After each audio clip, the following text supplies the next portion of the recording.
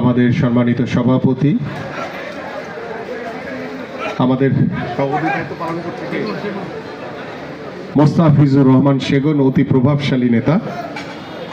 আমাদের উপস্থিত রয়েছেন আমাদের ঢাকা মহানগর উত্তর বিএনপির সংগ্রামী সদস্য সচিব জনাব মোস্তফা জামান, এবং উপস্থিত একজন অতিথি হিসেবে আমাদের মাঝে উপস্থিত রয়েছেন আমাদের কক্সবাজার 2 আসনের মাননীয় সংসদ সদস্য জনাব আলমগীর ফরিদ সহ উপস্থিত আমাদের ঢাকা মহানগর উত্তর বিএনপির সকল যুগ্ম আহ্বায়কবৃন্দ, সদস্যবৃন্দ এবং আমার সামনে উপবিষ্ট আমাদের ঢাকা মহানগর উত্তরের বিভিন্ন থানা ওয়ার্ডের বিভিন্ন পর্যায়ের নেতৃবৃন্দ, সবাইকে আসসালামু আলাইকুম ওয়া রাহমাতুল্লাহি ওয়া বারাকাতুহু।